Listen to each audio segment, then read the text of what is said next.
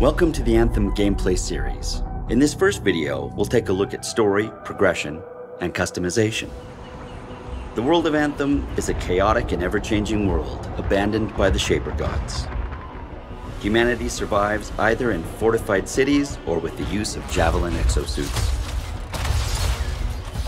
Javelins are key to your survival by giving you superhuman abilities. Fly, swim, fight, and explore anywhere within the world. That's where you and your friends come in. Part explorer, protector, and adventurer. You are an elite group of pilots called freelancers that are sworn to protect humanity and uncover the mysteries of the world. In the world, the dangers all stem from one mysterious power. The Anthem of creation is everything. To control it is everything. Okay, but what could he even do with it? What could he do with the power of life and death, creation and destruction? He would be a god. Imagine all the good that we could do. We decide what's best for the world. The power of pure creation at our fingertips. Your story begins in the middle of this conflict. It will be up to you to head out on missions, silence Shaper ruins, confront enemy factions, and most importantly, ensure that the Dominion do not get their hands on the Anthem of creation. Before you head out on these missions, you need to prepare your Javelin. Unlock 4 base Javelin suits and then build any number of loadouts to customize them for different playstyles. The Interceptor is built for speed, lightning fast and incredibly agile to get in and out of harm's way. The Ranger is built for precision, highly versatile and ready to unleash firepower. The Colossus is built to deal destruction. What it lacks in agility, it makes up for in brute strength and defensive combat power. The Storm is built for extraordinary elemental attacks, devastating power, and light armor. No matter which Javelin you choose, your loadout can be customized and augmented to match your gameplay style. Your Javelin ability has everything to do with the gear you use. Your gear score is the indication of how powerful your Javelin is. Each Javelin has the following slots: 2 for offensive gear, 1 for support gear, 2 weapons, 6 components, and 1 ultimate power that is unique to each Javelin type.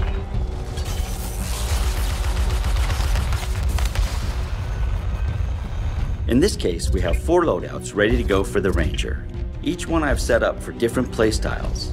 Let's have a look at my team support specialist. We are using the Venom Darts and a Frost Grenade for offensive gear. This will be great for applying ice and acid status and for setting up combos. For support gear, we are using the Bulwark Point, which places a spherical shield in the battle. For weapons, we have a Hammerhead Assault Rifle and the Semi-Auto Sniper Rifle. One will give medium range damage, while the other allows for fantastic long range damage. For my 6 components, I have a selection of items that will help keep my weapons at maximum performance.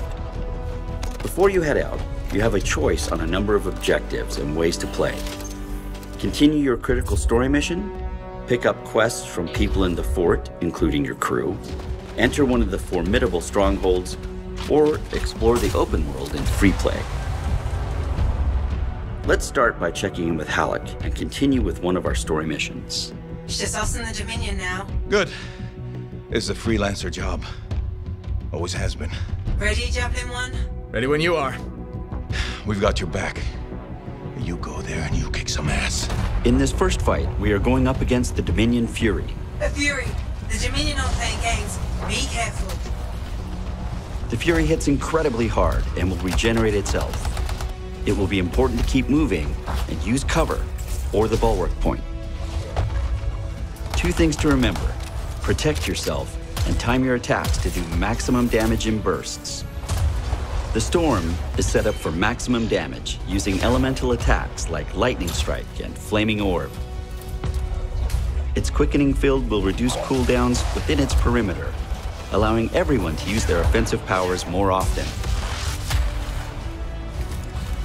Timing your ultimate attacks with your team will ensure enemies like the Fury won't have a chance to regenerate. There, you got them. You survived a Fury. You best head back to the fort. I'll let Tassa know we need to talk. At the end of each mission, head back to the fort. Collect your loot, customize your Javelin, pick a new suit, and head out for more. This time, let's enter free play. In free play, the map is open to you to explore the way you want, head in any direction, and discover endless activities and receive missions along the way. Run into other players on the map, or call in a friend when you need an extra set of weapons to take down the deadliest creatures the world has to offer. Here we see the Colossus and Interceptor are opposites in almost every way, making them a great pair in battle. The Colossus is built to be in the middle of the fight, with its heavy weapons and durable shield. Taunting enemies with Battle Cry will keep enemies focused on it. This will allow the Interceptor to charge in and out of the fight, inflicting its melee damage without being attacked. Powers like Wraith Strike will send out a shadow version of the Interceptor. Or use the target beacon to mark an enemy, then charge in with the Spark Dash to finish it off. In Anthem, build your ultimate arsenal of javelins. Head out into the world and unleash your power. Stay tuned for the next installment that shows you the expanding shared world of Anthem and its massive endgame, including a look at our strongholds.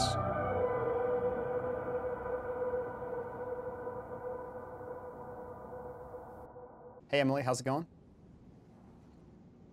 Hey there, it's going great. How are you?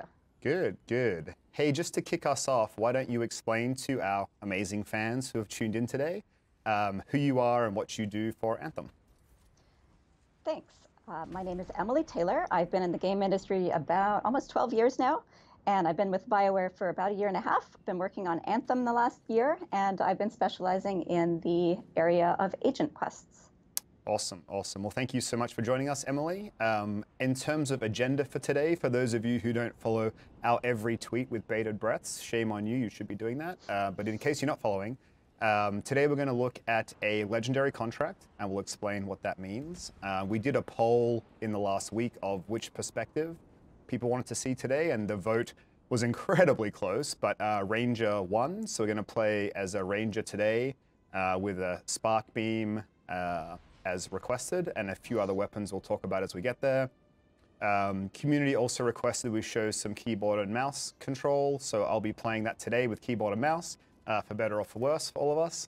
And outside of that, that's kind of the main agenda, and then anything else that comes up, we'll be answering your questions. Before we dive in and have Emily kind of explain what some of those things were, all the regular disclaimers exist, and we remember to say it this time. You know, the game, while very close to being finished, isn't finished yet. We might see some bugs. We might even see a crash. If we do, we'll just roll with the punches and keep going and keep talking about what we need to talk about, but just keep in mind that the game still isn't finished. If you all have questions, please type them in chat. Jesse is on hand to pull questions out and read them out to us. We're going to do our best to play and talk, so we'll see how that goes. So that's all the opening stuff. I see someone throwing flares in the background. Good job. We also have 2 secret developers with us. We're going to do a full squad of 4 today, and we may reveal who those 2 secret devs are later. But for now, and you can see all them behind, we've got a few friends here. But to kick us off, Emily, why don't you explain? We'll get to what a legendary contract is, but they're given to you by agents. So maybe let's start with, what is an agent in Anthem? Sure. Well, as you know, there are several factions in Fort Tarsus, and in fact, in the world of Anthem. Some of those are, for example, the Freelancers, the Sentinels, the Arcanists. We've met some of those in your previous live streams. When we were looking at adding more quests into the world, aside from the main storyline, we could have just sort of sprinkled them around the fort, but we thought it would be more fun if you could do smaller quest lines so they could build up to a bit more meaning and help you get to know specific people. So we picked one person in each of the factions that we'll sort of focus on and who will give you those quests. So there are 3 agents for the 3 factions I mentioned, Freelancers, Sentinels, and Arcanists. I actually specialized in Agent Yarrow, who's the Freelancer. Today we're playing one of Matthias, who's the Arcanist, one of his contracts. And through their quest lines, you'll get to know not only a little bit about those people, but also their faction and what their factions stand for. When we talked about freelancers and what they are and what they do, we actually discussed sort of 3 pillars of what their behavior is. They're heroic, they're warriors, and they're explorers. And we also made the 3 factions and the 3 representatives of those factions sort of echo one of those 3 pillars.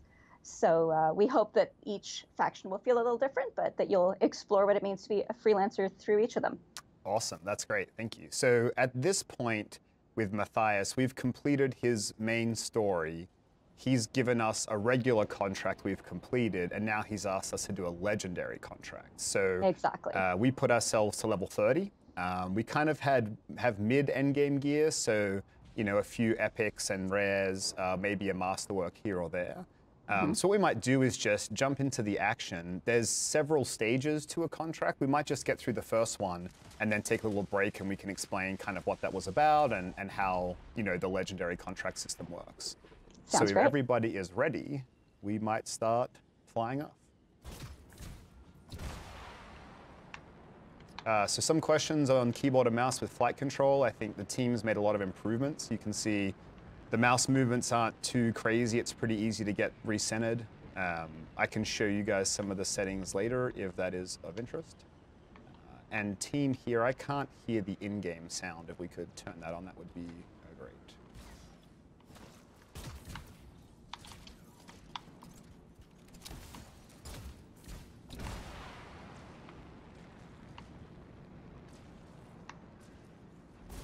Hold on one second. Okay, there we go. Turns out I turned my headphones off, so good to know. All right, so a little traversal as a warm-up. There's a lot of tricks with traversal, like trying to skim the water to extend your flight time and looking for waterfalls out in the open. But as we're getting to our first destination, probably one of the questions, Emily, that at least comes up a lot in interviews is, how did we try to design the world so that flight would be possible? So I don't know if you want to talk to that as we approach what looks like an Ursix. Oh gosh, actually I think that might be a better one for you to talk about. Yep. I did not have much to do with designing the world, I just put the quests in it. So I can tell you from that point of view, we had a lot of fun making quests that work well with the verticality, but I wasn't actually involved in the decisions of that. Sure. So I know one of the things we talked about a lot was, in a game full of flight, how does every other part of the game make sense? Creature design, all the way through to building the world and allowing traversal so that you just can't fly over everything. And one of what I think are the most impressive things is, flight not only feels really amazing, but, all the rest of the game, plays well for it. I'm going to also show off right now one of the most requested abilities, which is this guy. Little spark beam. Oh boy. Oh, Yeah, that's pretty cool. Knocked out of the sky. So also on the weapon loadout, we had some questions about this from people. We decided to go with a heavy pistol. So the thing with a heavy pistol is slow rate of fire, but if you can hit weak points, the multiplier for weak point damage is much higher than other weapons. So we need to get all these fragments. So we should probably just split up a little. You can see in the top right our objective. So this is, I think I might actually already have one. Yeah, I'm just getting one now. So what we're doing, as you can see from the quest helper up at the corner there, is we've come across a Shaffer Relic. These can be unearthed around the world of Anthem. They're obviously relics left over from the time of the Shapers, and they have fairly unpredictable effects. They can sometimes destabilize and throw off these fragments. When they're unstable, what they do is not only do they sort of summon creatures, what creatures may vary at this time. It seems like it's, Scorpidons, I'm just getting blown up by one. Don't mind me. But also, in addition to the creatures that they summon normally, they are very valuable. These are Shaper technology. Who knows what you can learn from them or make them do for you? Everyone is different. So different factions in Anthem are going to be really excited to get their hands on them. Like, that might be Dominions, that might be Scar, that's obviously us. In this case, Matthias will often be very interested when he gets a report of Shaffer Relics in the world, because the Arcanists love to study these things to learn more about our world. So yeah, you will come across these in quests as well as in contracts. And they do some unpredictable different things, but in this case, as I mentioned, we have scorpions, and they've clearly attracted an Ursix as well. The Ursix can also be attracted by the power of them.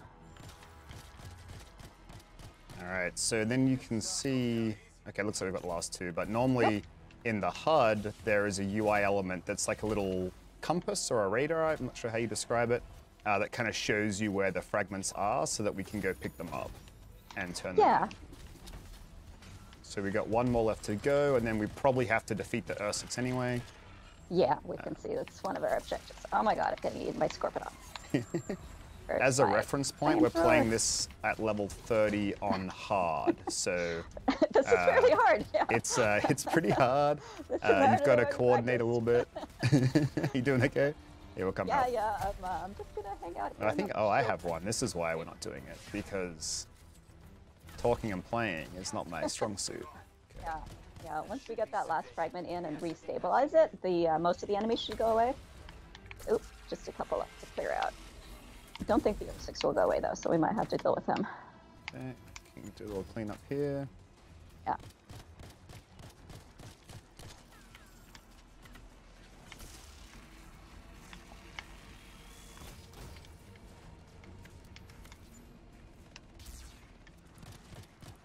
Where's my flamethrower? All right. That was pretty fun. Yeah. Oh, we're not even done yet. Okay, it's fine. I'm a little worried, but... I gotta get my epic loots that's dropped on the ground for me. Awesome. Nice wind wall, Darren. Thank you. I just gave away who our third player is. It's fine. I also have a rally point here that increases weapon damage. So I'm gonna put this down here if anyone's interested. But this is 20% bonus weapon damage, which is pretty handy.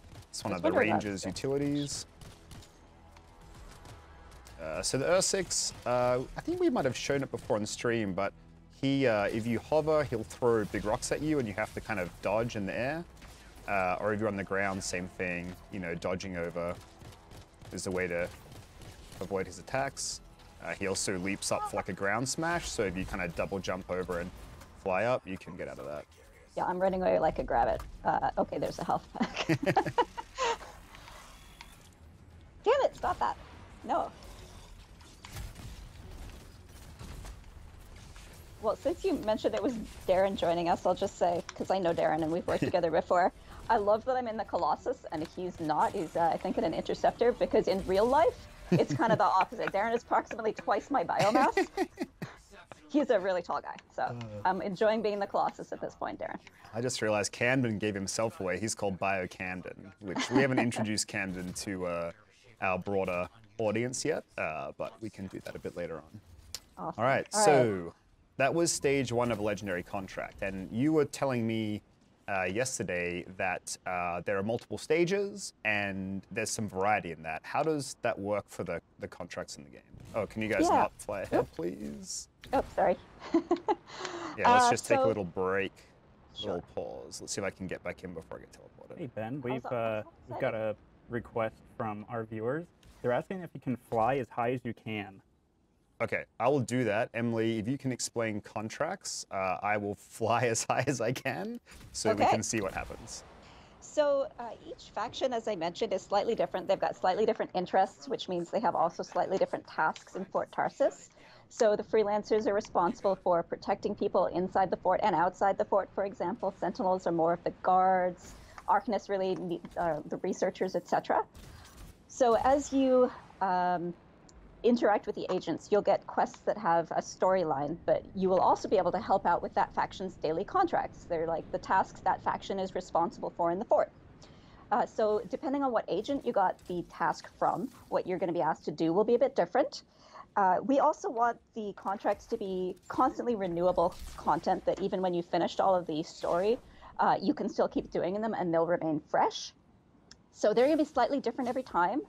I don't want to call them repeatables because that has some negative connotations and we're doing it a little smarter than that, but you won't be able to predict what exactly you're going to be able to do, but you will know that it's related to that faction. For example, Matthias, as we've seen, is very obsessed with fragments when they appear, but he's got other Arcanist related tasks. For Agent Yara, you might be rescuing a Strider or helping protect some Arcanists or things like that. Yeah, it's really cool. Even when we, you know, talk about most of the streams we do, we kind of turn up and say, we don't know exactly what's going to happen here.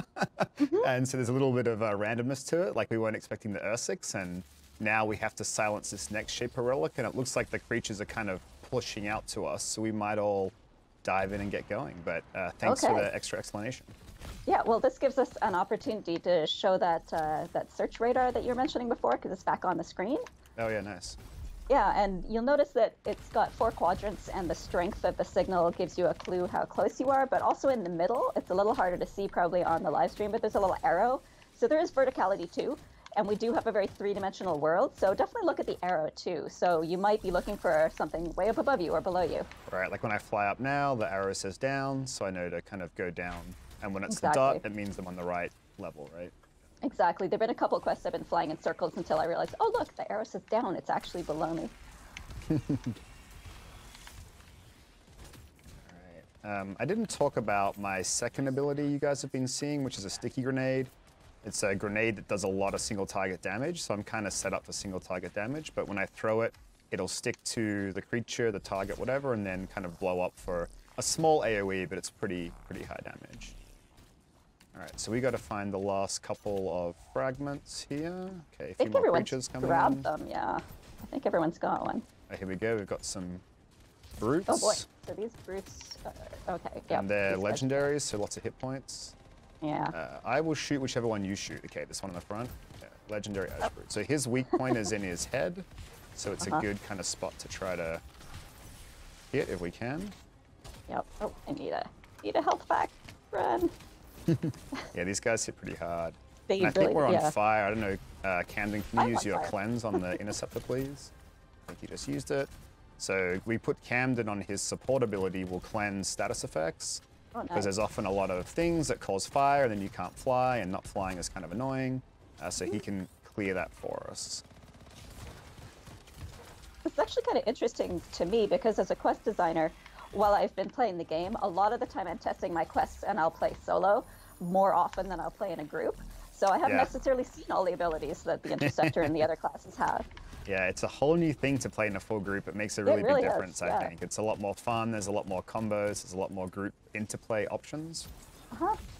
So like these brutes as well, if you hover, they'll shoot fire at you to like prevent you from kind of trying to just hover above them. So I don't know, we have a Camden got cleanse again, I think. Oh no, it's on fire, it's okay. Probably on cooldown still. I have a flamethrower. Oh, you have a flamethrower, nice, okay. Brutes That's can amazing. be on fire for a while. Did we get them all? There's one more who just came through. Oh yeah, someone's still carrying a first fragment and it needs to put it down. They're not That would gonna be stop me picking. again. Ben, Gotta stop you're picking holding them us up. back. I know, what a shocking move, right? That's fine. You know, Mike Gamble mentioned something. He said that often you actually fly out here so that you're physically on the same site. But you didn't do that this week. Is that to do with the fact that it was -7 Fahrenheit or -22 Celsius for those I outside the wouldn't state? say I'm a massive fan of the cold of Edmonton, that's for certain. I looked at the weather this morning. I thought, maybe I should fly to Austin. That'd be okay, right? You should have come to Austin. Yeah. Now, we might have hit a snare here. I don't see the next quest step. Oh, that's weird.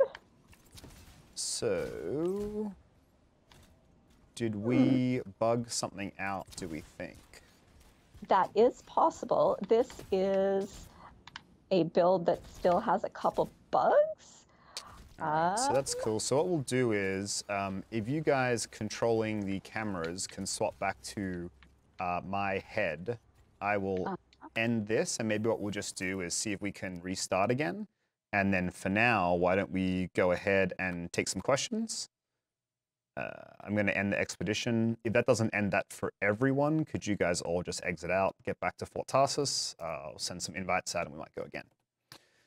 All right, so that was kind of, we did 2 out of the 3 steps of that legendary contract though. As you can see, a lot of the creatures were tougher, like we saw legendary variants, a lot more hit points, a lot more coordination required. We got a lot of cool loot. I'm actually looking at my end of expedition screen now. I don't want to share it with you, but let's see what I got. If it was anything cool. I definitely got some epics, and I think if you, yeah, so I got like, just in that amount of time, I got 3 epics, 3 rares, and then a couple of commons, so not a bad little haul. So while we get reset up, we'll take some questions. So one of the things chat was noticing was that your Javelin was cooled the whole time. Was it the rain that was affecting that? Yeah. Can chat hear you, or do I need to repeat the question? Chat can hear me. Oh, awesome. Well, look at this. Jesse, all the powers. Yeah, it was raining. So, you know, we wanted to have some impact of the environment to how gameplay functions. So one of those things is that when it's raining, you'll get some extended flight time. So there's various levels of cooling, you know, like flying through a waterfall kind of wipes out all of your heat. And then like skimming the water or some rain will just like extend the amount of heat capacity you have. So your heat meter will fill up slower. I don't think we want to show Fort Tarsus. If we can go back to my, oh, we still on my head? Okay, that's fine. Cool, so I will get us ready to go again. What other questions do we have, Jesse? Oh, did we explain the flight ceiling enough? So when Emily was talking through how contracts work, the question was, hey, can you fly to the top and show us what that looks like? So can you guys ready up, please? So basically what happens is there's turbulence is kind of the ceiling. So as you fly high, there's these really strong winds that will just push you back to the ground. And so you'll burn your heat trying to go up, and then eventually you'll overheat and kind of crash land. And that's just our way of, you know, controlling the playable space, which I think is a pretty cool solution the team came up with. So another question we've got, I think we might have answered this one before, but what happens if you don't pick up loot? Yep, so Talisker, can you hit already? Okay, cool. Yeah, so we have some systems for this. We've explained it a couple times on social media, but basically, if you don't pick up a masterwork or legendary item, we'll mail it to you. But everything else, you basically lose if you don't pick up. And so the reason for that is, if we just sent everything to you, you would never bother looking for loot and picking it up. And, you know, discovering that loot and finding that loot's an important part of the game. So we really want to encourage people to, after, you know, completing a mission or completing an encounter, to like look around, pick up the loot. As you saw when we were playing, I was like running towards little blue and purple things all the time. They're pretty easy to see in the game now. We've made a lot of iterations since like EA Play, for example.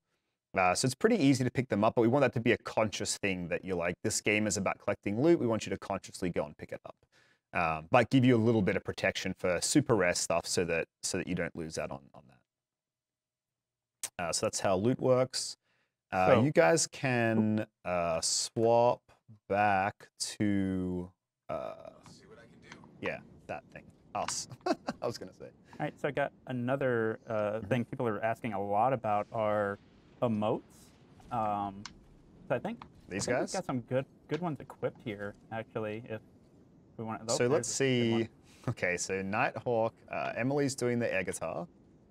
Let's do that one more time, maybe. Camden is waving. It's a little boring, Camden. I feel like you're better than that. We've got flares. What do we got on Talisker? A little point? Ooh. I don't know if you're saying, like, let's go that way, or if you're saying, I'm going to come get you. That's fine. So we've got some pretty cool emotes there. I think we should talk about your appearance, Emily, both in real life and in game. I hope you feels like there's some appreciate. themes going here. I hope you appreciate that I'm matching. This took a lot of work, a lot of coordination. So orange is my favorite color, and I just love the customization options in it. So you will usually see me looking like something very garish.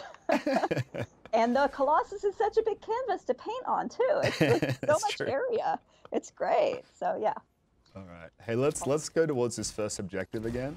And let's see, maybe we have something different this time around. Last thing on emotes, Ben. Yep. People are really asking this a lot. Are we going to add a dab emote? Sure. You dab all day. We might have had one we've captured already. I can't remember if we've, you capture it or create it, and then we have to process it and get it in game. So I forget if we have one in game or if we've just got one in the pipeline that will come eventually.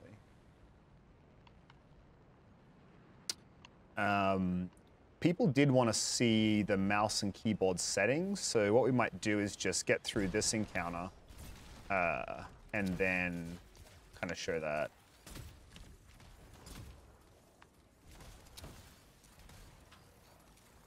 I broke the cardinal rule of flying, which is if you overheat, you get penalized and have to wait a bunch. Okay, so maybe because I reset this, we have the same encounter again. Oh, yeah. It thought that we failed the mission, so you're just restarting the mission, I think. Right. That makes sense. Yep, there's our buddy again. All right, well, let's get these fragments in fast this time, hey? All right. Where is the... Okay, here it is. This is a bit brave.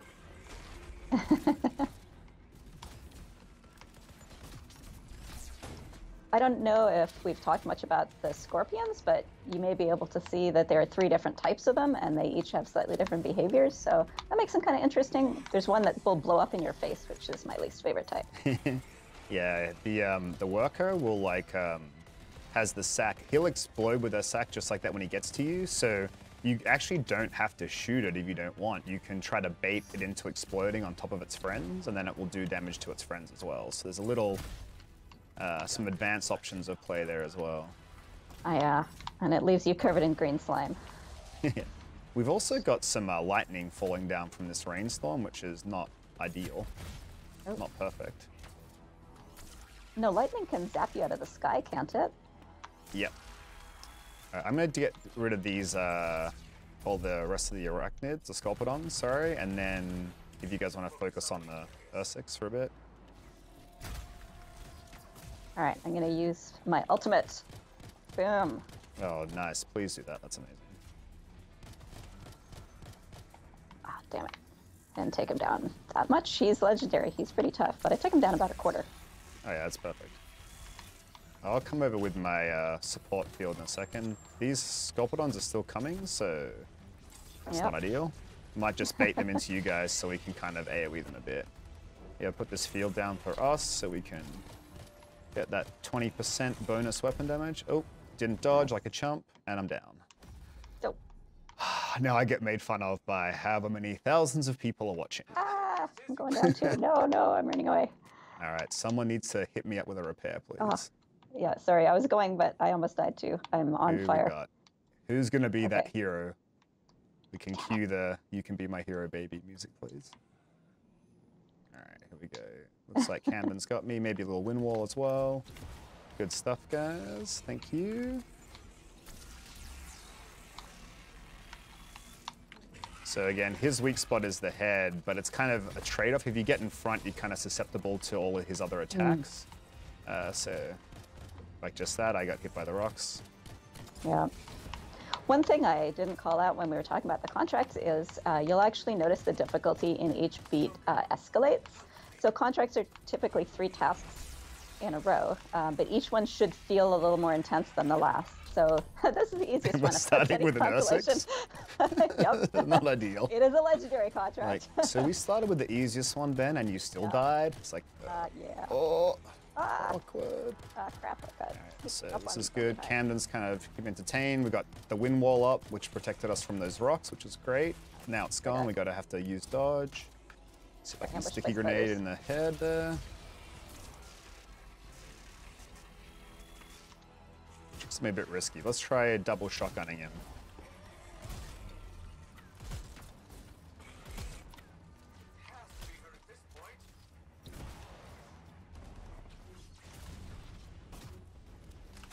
Nice flamethrower.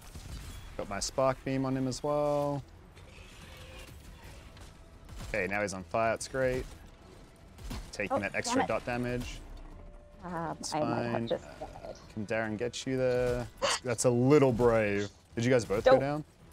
I think so. I think we died together. All right, I'm gonna bait him, Camden. If you can pick him up, please. Yay! Thank you. Oh, that was embarrassing.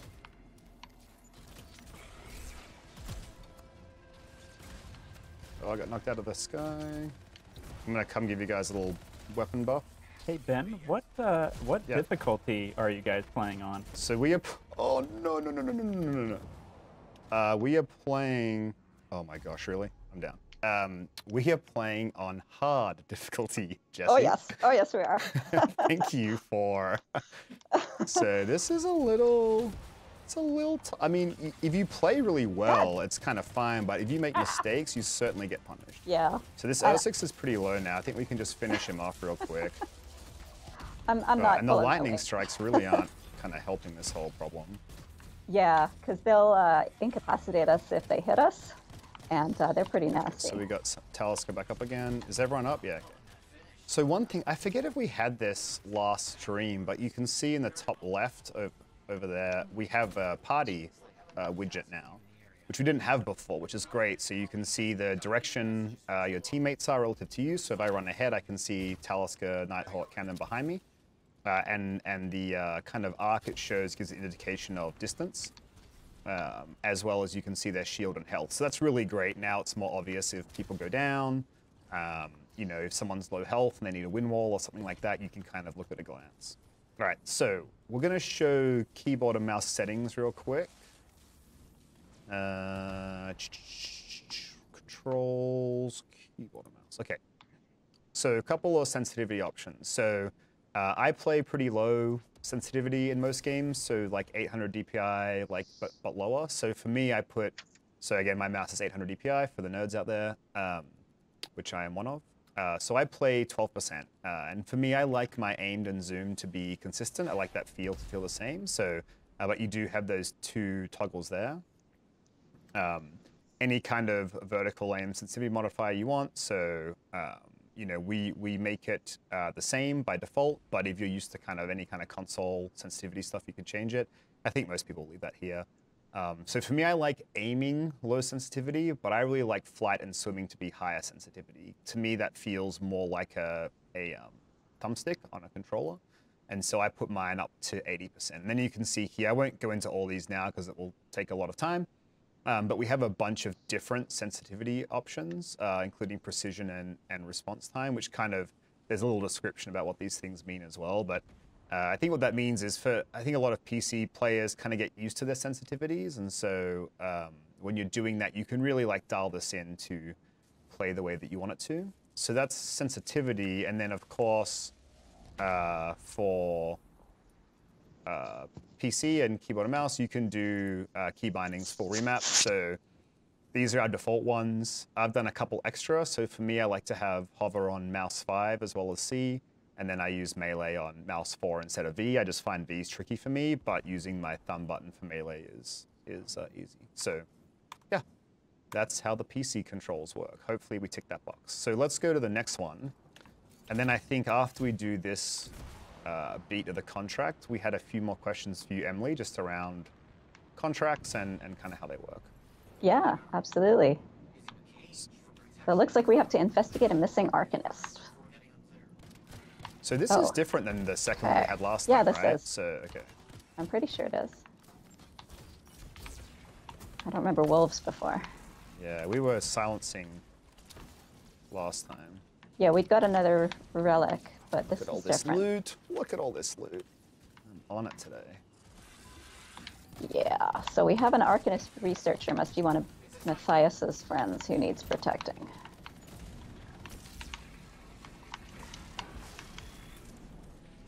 Do we need to... Okay, we have to get the predators first. Let's see. Okay, oh, he's in a cage.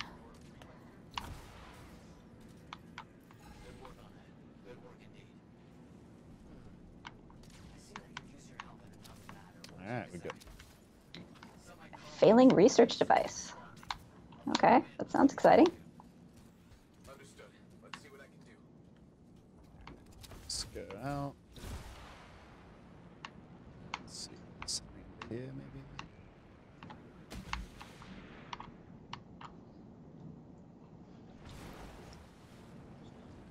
I went the wrong way, kind of. I got caught up exploring the depths under the water. Actually, I think I got lost too. Maybe I could find some treasure. I don't know. Well, there's treasure all over the world. Even when you're out in free play, you'll occasionally come across a chest. It's slightly embarrassing, but even when I'm doing my quests and I'm testing them on a local server where I cannot actually pick up any loot, I still cannot help clicking on those chests because they're glowing and they look exciting. I hate to break it to you guys, we have a Titan. So... Oh no. Okay, Titan search. Camden, I hope you have your cleanse fire buttons ready, please. I'm gonna die. We'll be fine. We'll be fine. We'll be fine. So the whole thing with the Titan is, okay, hold on. What do we got to do? We got to get the 3 devices. Okay, I'm gonna go with Camden over here. Do you have this one? Oh. Can you cleanse fire? I don't know if you did already. I want to fly. Okay. So Titans have this huge chest attack that you really got to stay out of the beam, but they also put out rings of fire, and I believe it's possible to jump over the rings if you're agile. Yeah. It's basically a jumping puzzle where you can. Uh-oh, this is bad for me. But I'm not agile, and I'm on fire now. Okay, we have 2 Titans, so that's a thing. Let's take the one with Nighthawk first if we can. This is gonna be really interesting.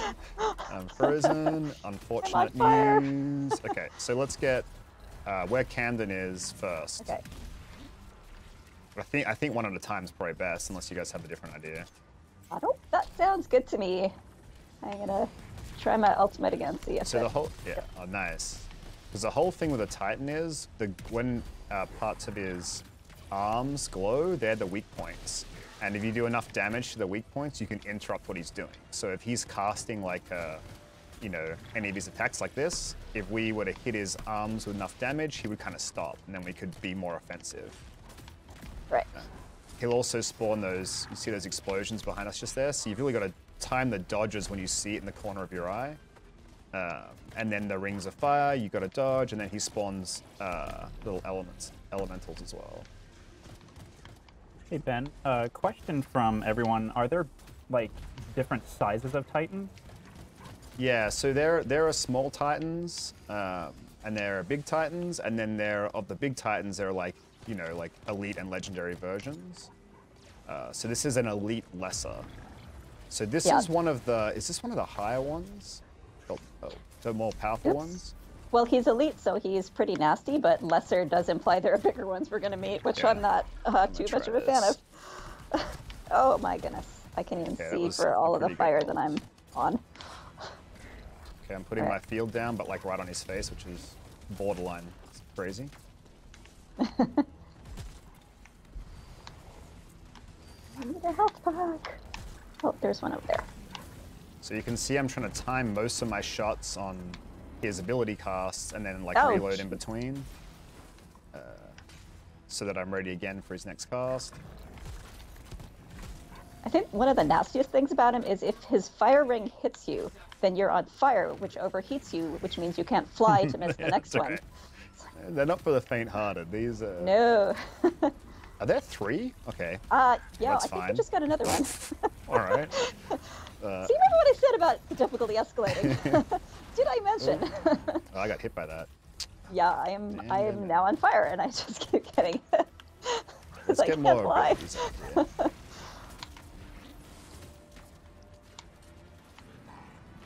Yeah, so kind of the dance is push on those abilities. Probably need to keep this other one in my line of sight, because I keep getting hit by its abilities as well.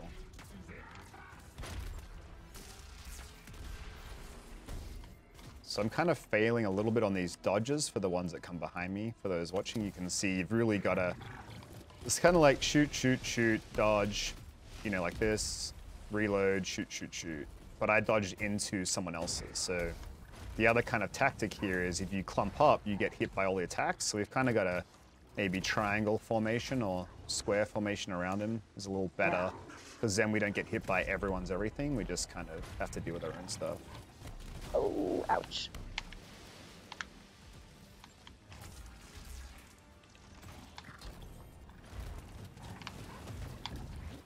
Okay, see, I dodged that one that time, I think. Nice. Oh. Okay, where are we at on alt status? If anyone has one, I feel like it would be... Oh man, I feel like it would be probably worth it. It's probably worth it.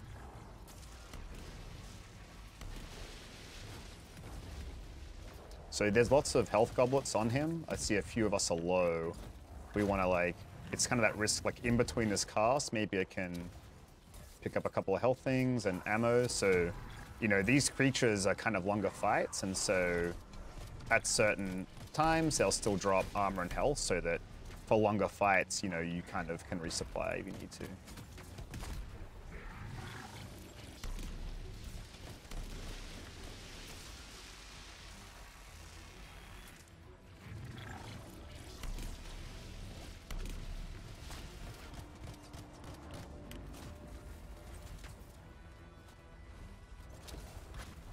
Oh, Nighthawk down.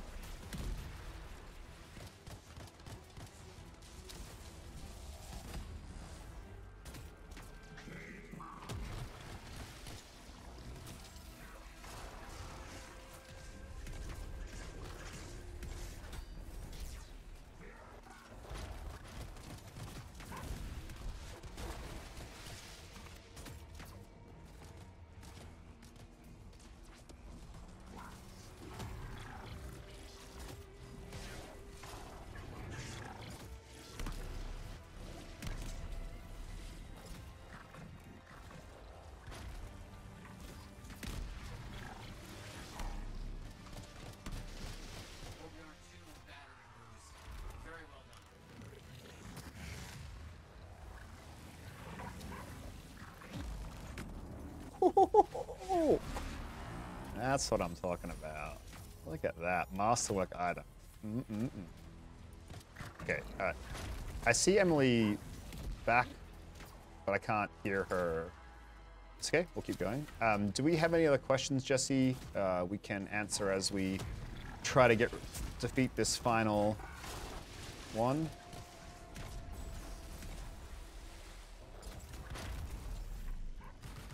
Let's see what we've got on chat here.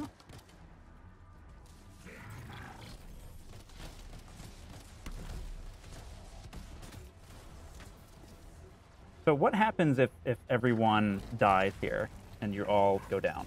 Yep, so if you go down, a player can repair you.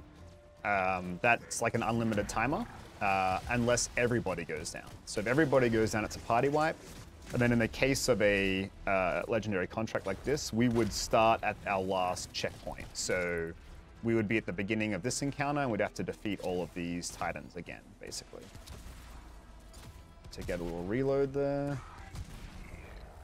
Oh, nice, her ultimate's going off. So Emily's back in game, we just can't quite hear her, so that's okay. We have her skills, just not her question answering abilities. Any other questions, Jesse, that you can see?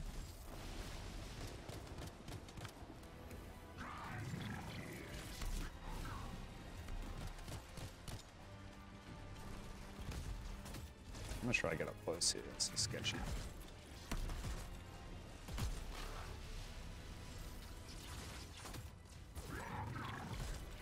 So I see we're being asked about PC settings a lot, of like what recommended specs are for PC. I believe we released that, didn't we, Ben? Yeah, we did. I don't have all the info in my head for that, but certainly if you look it up on our official website, I'm pretty sure it is all there.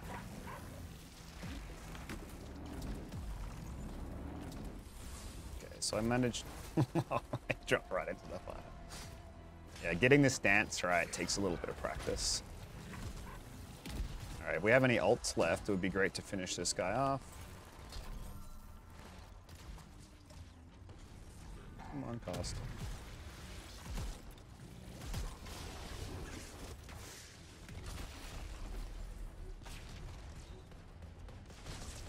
There we go. There we go. Good stuff, team. Oh. Same thing, got greedy for that loot too early, like I do every single time. All right, so I think we might show this end of expedition screen, a little bit of it. I think that's okay, right? Mainly because I want to show I just want to show the masterwork reveal, because I want to know what I got. And let's do that. All right, that sounds good. All right, but why don't we get a couple more questions? We're probably almost out of time. I got kind of carried away in the excitement there. I'm going to skip a few things here. Do I want to? Hold on.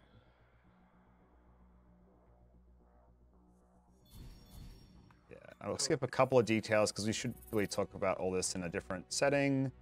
But let's see. Oh, look at this. All right, Venom Dart's pretty good. 3 darts.